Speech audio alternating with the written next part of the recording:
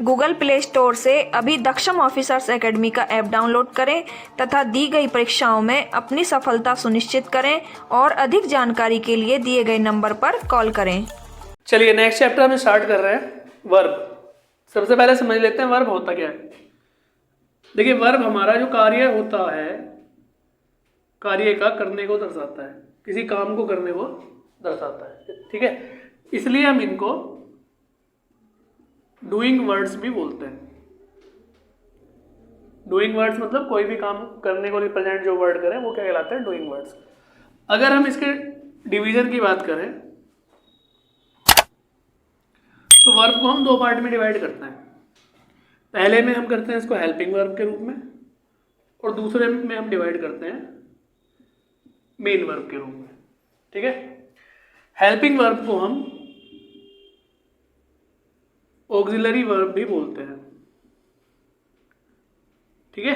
तो कहीं पे ऑक्सिलरी वर्ब आए मतलब ऑक्सिलरी वर्ड आए तो डरना नहीं है, हेल्पिंग वर्ब के लिए यूज होता है, ठीक। अब इसका फर्दर डिवीजन अगर हम करें हेल्पिंग वर्ब का तो ये दो पार्ट में डिवाइड हो जाती है। पहला पार्ट इसका हो जाता है मॉडल ऑक्सिलरी वर्ब, जिसको आप मॉडल्स बोलते हैं, जैसे can, could, may, might, etc। और यहां पे दूसरा हमारा आ जाता है प्राइमरी ऑक्सिलरी वर्ब, ठीक है। ऑक्सिलरी वर्ब हम पढ़ रहे हैं तो यहाँ पे मॉडल ऑक्सिलरी वर्ब, यहाँ पे हमारा primary auxiliary verb. Primary auxiliary verb में आप वर्ब की तीन फॉर्म पढ़ेंगे। पहली फॉर्म बी, डू और तीसरी हैव। अब बी, डू, हैव क्या होती है? बी में आपकी आ जाएंगी इज, एम, आर, वॉज, वर, ठीक है। डू में आपकी आ जाएंगी डू, डज और डिड। हैव में आपकी आ जाएंगी हैज, हैव और हैड। आगे बात करते हैं। अभी देखिए हमने दो चीज पढ़ी है इसमें। एक तो हमने पढ़ा हेल्पिंग वर्ब के बारे में, ऑक्सिलरी वर्ब के बारे में, और ऑक्सिलरी वर्ब को हमने दो पार्ट में डिवाइड करा, ठीक है। दो पार्ट में कौन कौन से? अगर हम ऑक्सिलरी वर्ब की बात कर रहे हैं, हेल्पिंग वर्ब की बात कर रहे हैं, तो दो पार्ट कौन कौन से थे? एक हमारा था प्राइमरी ऑक्सिलरी वर्ब, एक था हमारा modal auxiliary verb. Modal auxiliary के लिए मैंने आपको बताया कि modal auxiliary always used as a helping verb, ठीक है। वो हमेशा हेल्पिंग वर्ब की तरह यूज होती हैं। We can not use them as a main verb, हम कभी भी उनको मेन वर्ब की तरह यूज नहीं कर सकते। जबकि हम प्राइमरी ऑक्सिलरी वर्ब की बात करें, जिसमें मैंने तीन फॉर्म बताई थी, बी, डू और हैव, वो हमारा हेल्पिंग वर्ब तथा मेन वर्ब दोनों की तरह यूज होती हैं। चलिए अब हम आगे पढ़ने जा रहे हैं मॉडल्स के बारे में। मॉडल ऑक्सिलरी वर्ब मतलब जिनको हम मॉडल बोलते हैं। तो कौन कौन से मॉडल होते हैं हमारे? Can, could, may, might, shall, will, would, should, must, ought to। आप एक चीज का ध्यान रखें, जो विल और शैल है आपका, देखिए अभी मैंने बी फॉर्म आपको बताई थी। बी फॉर्म में मैंने आपको बताया इज, एम, आर और वाज वर, ठीक है। फ्यूचर के लिए मैंने विल शैल वहां पर नहीं लिया। क्यों नहीं लिया?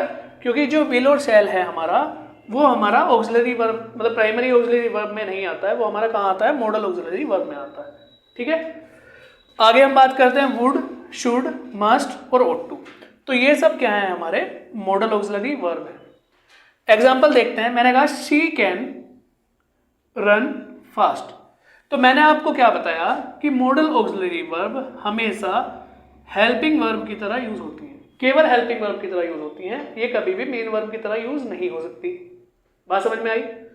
मेन वर्ब की तरह यूज नहीं हो सकती। जैसे आप इस एग्जाम्पल को देखें, शी कैन रन फास्ट, तो यहां पे आपकी मेन वर्ब क्या हो गई?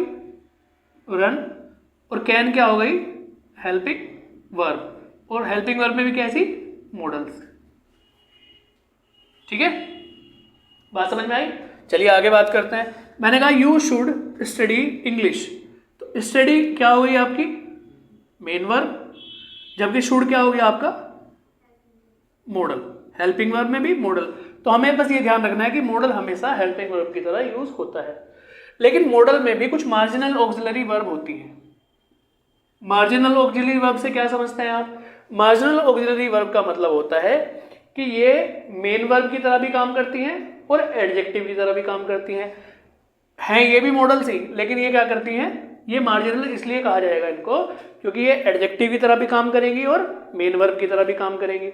जैसे हम यूज टू की बात करें तो यूज टू हमारा एडजेक्टिव की तरह भी काम करता है, ठीक है। देखिए हेल्पिंग वर्ब की तरह तो काम करेंगे ही करेंगे, क्योंकि मॉडल्स में हमने पढ़ा कि हेल्पिंग वर्ब की तरह काम करते हैं, लेकिन हमने मार्जिनल ऑक्सिलरी वर्ब को मॉडल ऑक्सिलरी के साथ क्यों नहीं रखा, क्योंकि इसके अंदर दोनों प्रॉपर्टी हैं, ये हेल्पिंग वर्ब की तरह भी काम करेगी और मेन वर्ब की तरह भी काम करेगी, प्लस कभी कभी एडजेक्टिव की तरह भी काम करती है। जैसे मैंने बताया कि यूज टू हेल्पिंग वर्ब की तरह काम तो करेगी ही करेगी, लेकिन कभी कभी ये एडजेक्टिव का भी काम करती है। ऐसी नीड और डेयर कभी कभी हमारा क्या है, मेन वर्ब की तरह काम करती है। एग्जाम्पल से समझते हैं। एग्जाम्पल आपके सामने लिखा हुआ है, I am use to sleeping late at night. तो यहाँ पे एम क्या हो गया आपका, हेल्पिंग वर्ब। अब एक सेंटेंस में आप दो हेल्पिंग वर्ब तो यूज करेंगे नहीं, तो एम यहाँ पे आपका हेल्पिंग वर्ब। यूज टू क्या है आपका, यूज टू हमारा मार्जिनल ऑक्सिलरी वर्ब है जो क्या है, यूज हो रहा है एज अ एडजेक्टिव। तो I am use to sleeping, sleeping क्या है आपका, जिरंड है। I use to sleeping late at night, तो यहां पे जो यूज टू का यूज करा हमने एज अ एडजेक्टिव यूज करा है। ये हमारा क्या मॉडल ऑक्सिलरी ही है, लेकिन उसको हम मार्जिनल की फॉर्म में रखते हैं क्योंकि ये क्या करता है, एडजेक्टिव या मेन वर्ब की तरह यूज हो रहा है। अभी हम क्या पढ़ रहे हैं, केवल हेल्पिंग वर्ब या प्राइमरी मतलब ऑक्सिलरी वर्ब पढ़ रहे हैं ना। हेल्पिंग वर्ब को तो ऑक्सिलरी बोलते हैं। एक तरफ हम पढ़ेंगे मेन वर्ब, तो मेन वर्ब को हम बाद में पढ़ेंगे, अभी हम इनकी बात कर रहे हैं। आगे एग्जाम्पल देखते हैं। मैंने कहा आई नीड एजुकेशन। अब यहाँ पे नीड क्या है आपका, मेन वर्ब। भाई मुझे एजुकेशन की जरूरत है, ठीक है, तो आई नीड एजुकेशन। यहाँ पे नीड क्या है हमारा, मेन वर्ब। लेकिन हमने पढ़ा है कि मॉडल ऑक्सिलरी वर्ब कभी भी मेन वर्ब की तरह काम नहीं करती है, तो केवल हेल्पिंग वर्ब की तरह काम करती है। तो यहाँ पे ये मेन वर्ब की तरह काम कर रहा है नीड, इसी वजह से हमने इसको मार्जिनल ऑक्सिलरी वर्ब में रखा। बात समझ में आई। नेक्स्ट एग्जाम्पल में देखें, मैंने कहा you need note come tomorrow. यहाँ पे नीड क्या काम कर रहा है हमारा, वही हेल्पिंग वर्ब का काम कर रहा है। You need note come tomorrow, तो यहाँ पे कम टुमारो जो कम आ रहा है ये क्या है आपका, ये आपका इन्फिनेटिव है। अभी आप इन्फिनेटिव और जिरेंड हम आगे पढ़ेंगे, आप केवल इतना समझ लें कि ये हमारा यहाँ पे मेन वर्ब हो गया, ठीक है। चलिए नेक्स्ट एग्जांपल में देखते हैं, शी डज। अब डज क्या हो गया हमारा, डज तो हेल्पिंग वर्ब आ गया ना, बी फॉर्म में भी पढ़ा था हमने, बी फॉर्म में पढ़ा था ना, प्राइमरी ऑक्सिलरी वर्ब में डू डज डिड पढ़ा था, नहीं पढ़ा था, बोलो हाँ ना, ठीक है। Not dare to come home late, ठीक है। तो यहाँ पे जो आपका डेयर है, जब यहाँ पे ये हेल्पिंग वर्ब हो गया तो इट मींस डेयर क्या होगा, यहाँ पे मेन वर्ब होगा, और टू कम क्या हो गया हमारा, इन्फिनेटिव होगा, ठीक है। तो अभी इन्फिनेटिव को आप छोड़ दें, आप केवल ध्यान रखें कि डेयर यहाँ पे ऐसा क्या यूज हो रहा है, मेन वर्ब की तरह यूज हो रहा है। इन्फिनेटिव जीरेंड में आपको अलग से कराऊंगा, ठीक है, तब आप वहां पे समझें, अभी नहीं तो यहाँ पे कंफ्यूजन होगा। मैंने कहा I dare not to enter his room without permission. अब यहाँ पे इस डेयर का क्या यूज कर रखा है आपने, जो ये डेयर यूज हुआ है यहाँ पे, ये किस तरह से यूज हुआ है, हेल्पिंग वर्ब की फॉर्म में यूज हुआ है। I dare not to enter. अब एंटर क्या है आपकी, वर्ब है, कैसी वर्ब है, मेन वर्ब है, ठीक है। I dare not enter his room without permission. बात समझ में आई। इसमें आपका इन्फिनेटिव जीरेंड जो ये टर्म्स आ रही है ना, इनसे भी घबराने की आवश्यकता नहीं है, ठीक है। ये क्या होती है, ये वर्ब को एज अ नाउन में चेंज करने के लिए हम यूज करते हैं। तो वो मैं आपको आगे पढ़ाऊंगा कि जीरेंड क्या होता है, इन्फिनेटिव क्या होता है, जैसे ही अपने टाइम पे आएंगे। अभी आप केवल इतना समझ लें कि हमने पढ़ा मॉडल ऑक्सिलरी, जिनको हम हमेशा हेल्पिंग वर्ब की तरह यूज करते हैं, ठीक है। प्राइमरी ऑक्सिलरी जो मैं आपको पहले पढ़ा चुका हूँ, वो बी, डू और हैव फॉर्म होती हैं, जो प्राइमरी मतलब हमारा हेल्पिंग वर्ब की तरह भी यूज हो सकती है और मेन वर्ब की तरह भी यूज हो सकती है। मॉडल ऑक्सिलरी बेसिकली हमारी कितनी होती है, ये can, could, may, might, shall, will, would, should, must, ought to, ठीक है। मार्जिनल ऑक्सिलरी भी हमारी मॉडल ही होते हैं। मॉडल बोलते हो ना भाई, आपने 6, 7, 8, 9 में पढ़ते आ रहे होगे, जब भी जिस क्लास में भी आपका इंट्रोड्यूस हुआ हुआ है 7, 8 में मॉडल्स, तो वहां पे आपने पढ़ा होगा कि यूज, टू, नीड, डेयर, ये भी क्या है, मॉडल है। तो मॉडल का मतलब क्या हो गया कि मॉडल हमेशा हेल्पिंग वर्ब की तरह यूज होगा। लेकिन हमने इन तीनों को मॉडल की कैटेगरी में क्यों नहीं रखा, क्योंकि ये कभी कभी क्या करते हैं, ये हेल्पिंग वर्ब की तरह भी यूज होते हैं, ये मेन वर्ब की तरह भी यूज हो जाते हैं, और ये एडजेक्टिव की तरह भी यूज हो जाते हैं। तो कहाँ पे ये एडजेक्टिव की तरह यूज हो रहे हैं, कहाँ पे ये मेन वर्ब की तरह यूज हो रहे हैं, वो मैंने आपको समझा दिया। लेकिन ये दोनों चीज है क्या, मॉडल ऑक्सिलरी और मार्जिनल ऑक्सिलरी दोनों ही फॉर्म किसकी हैं, मॉडल्स की फॉर्म है। ठीक है जी, तो अभी हम एक एक करके इनका यूज पढ़ेंगे, कहाँ पे किसको यूज करते हैं। इतनी बात समझ में आई? चलिए रूल से इनको समझ लेते हैं। देखिए एग्जांपल देख लीजिएगा। पहले मैंने यहाँ पे कहा I can lift this box, ठीक है। तो जैसा कि मैंने आपको बताया कि मॉडल्स का यूज आप, मॉडल्स मतलब मॉडल ऑक्सिलरी वर्ब का यूज आप हमेशा क्या करेंगे, हेल्पिंग वर्ब की फॉर्म में करते हैं। तो मैंने कहा I can lift this box, तो जो कैन है यहाँ पे वो क्या यूज हुआ है, as a helping verb. You should work hard, तो यहाँ पे शुड का जो यूज हुआ है क्या यूज हुआ है, हेल्पिंग वर्ब। जो वर्क आपका होगा वो क्या होगा, मेन वर्ब, ठीक है। लिफ्ट क्या होगा आपका, मेन वर्ब, ठीक है। तो पहले रूल में अगर आप लिखना चाहें तो यही लिख लें कि modal auxiliary always used as a helping verb. Modal auxiliary का हम हमेशा हेल्पिंग वर्ब की तरह फॉर्म कर मतलब यूज करते हैं, मार्जिनल ऑक्सिलरी वर्ब को छोड़ के। 3 मार्जिनल ऑक्सिलरी वर्ब, हाँ, यूज टू, ठीक है, नीड टू, डेयर, ठीक है। चलिए नेक्स्ट रूल की बात करते हैं। अब देखिए जब आप इसको हेल्पिंग वर्ब की तरह यूज कर रहे हैं, ठीक है, तो आप इसकी वर्ब की फॉर्म चेंज नहीं कर सकते। वर्ब V1 V2 V3, ठीक है, और या सिंगुलर और प्लुरल या जेंडर में आप कोई चेंज नहीं करेंगे। समझ लो पहले ध्यान से। देखो हम जब भी मॉडल ऑक्सिलरी वर्ब को यूज कर रहे होंगे, मतलब मॉडल्स को यूज कर रहे होंगे, तो ना तो हम इनकी फॉर्म चेंज करेंगे, ठीक है।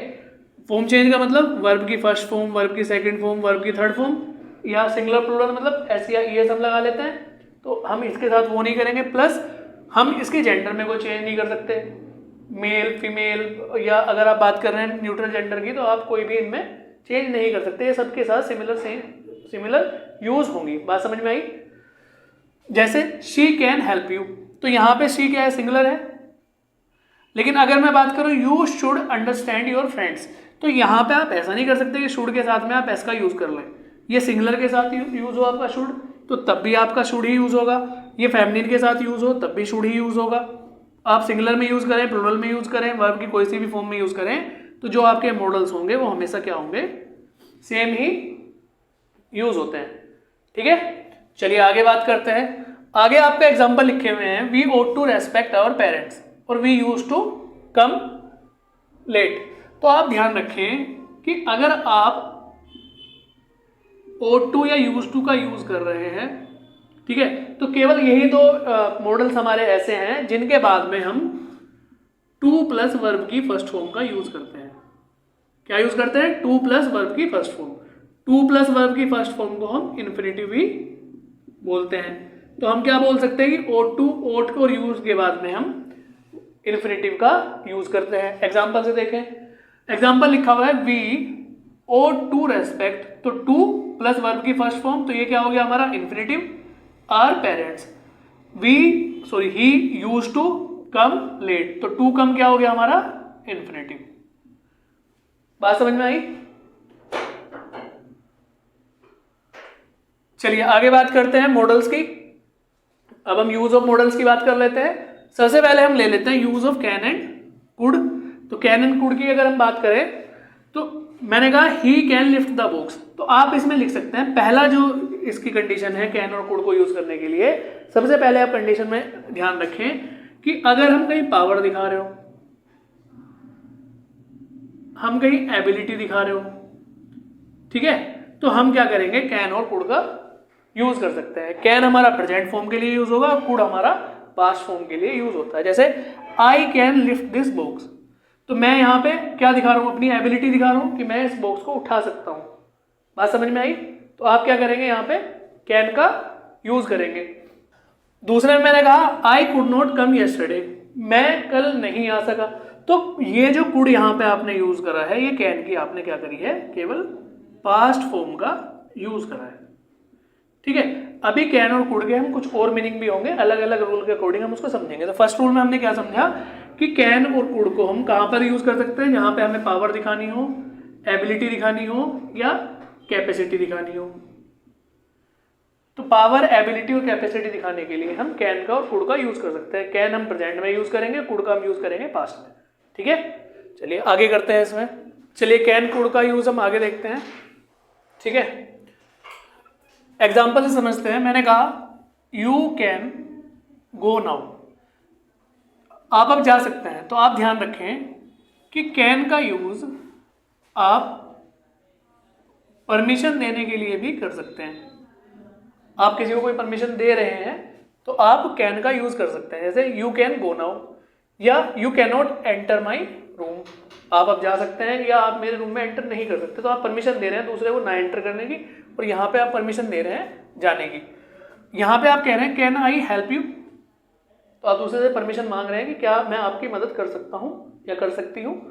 बात समझ में आई? तो कैन का एक यूज क्या है हमारा, परमिशन लेने के लिए भी, सॉरी परमिशन देने के लिए भी हम कैन का यूज करते हैं। चलिए आगे बात करते हैं। एग्जाम्पल है everyone can make a mistake, कह रहा है हर कोई गलती कर सकता है।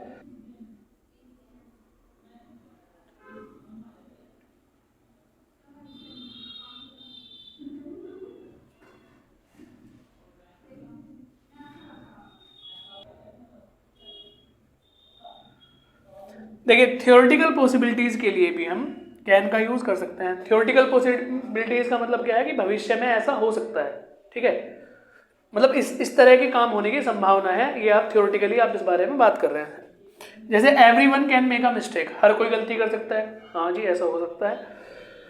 जबकि हम कुड की बात करें, there could be a bomb under your seat, तो यहां पे आप बात कर रहे थे थियोरेटिकल पॉसिबिलिटीज की। ठीक है, यहां पे आप बात कर रहे हैं रिमोट पॉसिबिलिटी की। रिमोट पॉसिबिलिटीज, रिमोट पॉसिबिलिटी का मतलब निकट भविष्य में होने वाली चीजें। ठीक है, कि ऐसा हो सकता है कि आपके सीट के नीचे बम रखा हो, तो ऐसा हो सकता है, तो आपने क्या यूज करा, कुड का यूज करा। ठीक है, चलिए आगे बात करते हैं कैन और कुड के यूज की। आगे एग्जांपल लिखा हुआ है can I take your scooter, क्या मैं आपका स्कूटर ले सकता हूं। तो अगर आप किसी से फॉर्मली या इनफॉर्मली रिक्वेस्ट कर रहे हैं तो तब भी आप कैन का यूज कर सकते हैं। इनफॉर्मली का मतलब फ्रेंडली रिक्वेस्ट आप कर रहे हैं। जैसे आपने कहा can I take your scooter, आप किसी अपने दोस्त से या परिचित से बात कर रहे हैं, एक्वेंटेंस से बात कर रहे हैं, तो आप कह रहे हैं कि can I take your scooter, तो आप इनफॉर्मली या फ्रेंडली रिक्वेस्ट कर रहे हैं तो आप कैन का यूज करेंगे। जब आप फॉर्मल रिक्वेस्ट करेंगे तो आप कुड का यूज करेंगे। Could I talk to mister Sinha, क्या मैं मिस्टर सिन्हा से बात कर सकता हूं। तो देखिए यहाँ पे आप दोनों जगह सकता हूं मतलब कैपेबिलिटी की एबिलिटी की बात कर रहे हैं। ठीक है, लेकिन डिफरेंस क्या है, एक जगह आप इनफॉर्मल में हैं और दूसरी जगह आप क्या हैं, फॉर्मल है। ठीक है, यहां तक किसी को कोई डाउट? चलिए आगे चलते हैं। मैंने कहा एग्जाम्पल है I can not be able to come tomorrow, तो इसमें क्या गलती है। आप एक चीज का ध्यान रखें, एबल और कैन दोनों ही योग्यता दिखाते हैं। ठीक है, तो दोनों का यूज आप एक साथ नहीं कर सकते। या तो आप बोलें I can not come tomorrow, ठीक है, या आप बोलें I will not be able to come tomorrow. तो यहां पे कैन नॉट और एबल को अगर आप एक साथ यूज करते हैं तो वो गलत हो जाता है। सेम फॉर कुड और एबल, जैसे the doctor could not able to save the patient, doctor नहीं बचा सके, और एबल का भी आप यूज कर रहे हैं, तो दोनों में से आप एक का यूज करेंगे। या तो आप बोलें the doctor could not save the patient, या आप बोलें the doctor was unable to save the patient, या doctor was not able to save the patient. फिर नॉट एबल को आप एक साथ क्या लिखते हैं, नॉट प्लस एबल, आपका क्या हो जाएगा, अनेबल। बात समझ में आई? तो अभी हमने आज क्या पढ़ा, हमने वर्ब के बारे में पढ़ा। ठीक है, क्या क्या फॉर्म होती है वर्ब की, कितने पार्ट्स में हम उसको डिवाइड करते हैं, कौन कौन से पार्ट में डिवाइड करते हैं, हेल्पिंग वर्ब और मेन वर्ब। हेल्पिंग वर्ब को हम ऑक्सिलरी वर्ब भी बोलते हैं। जो हेल्पिंग वर्ब है या ऑक्सिलरी वर्ब है उसको हमने फिर दो पार्ट में डिवाइड करा। दो पार्ट हमारे कौन कौन से थे, मॉडल ऑक्सिलरी वर्ब और primary auxiliary verb. Very good. फिर हमने क्या पढ़ा, मॉडल ऑक्सिलरी वर्ब पढ़ी। मॉडल ऑक्सिलरी वर्ब में भी एक पार्ट हमारा क्या आता है, मार्जिनल ऑक्सिलरी वर्ब का आता है। मॉडल ऑक्सिलरी वर्ब के बारे में हमने क्या पढ़ा कि modal auxiliary verb with the helping verbs as a helping verb use होती हैं, जबकि जो हमारी प्राइमरी वर्ब्स हैं जिसमें हमने 3 फॉर्म पढ़ी थी, बी, डू और हैव, वो हमारी क्या है, हमारी हेल्पिंग वर्ब भी यूज हो सकती हैं और मेन वर्ब भी यूज हो सकती हैं। यहाँ तक किसी को कोई डाउट? उसके बाद में हमने मॉडल्स पढ़ने स्टार्ट करे थे। मॉडल्स में सबसे पहले हमने क्या पढ़ा था, कैन और कुड का यूज पढ़ा। कैन और कुड को हम प्रेजेंट और पास्ट में डिवाइड करते हैं, परमिशन के लिए बात कर रहे हैं हम, ठीक है, या एबिलिटी दिखाने के लिए हम बात कर रहे हैं। तो ये मुझे लगता है कि आपको ये रूल समझ में आ गए होंगे कैन और कुड के। कल हम इससे आगे कंटिन्यू करेंगे बाकी के मॉडल्स के साथ में।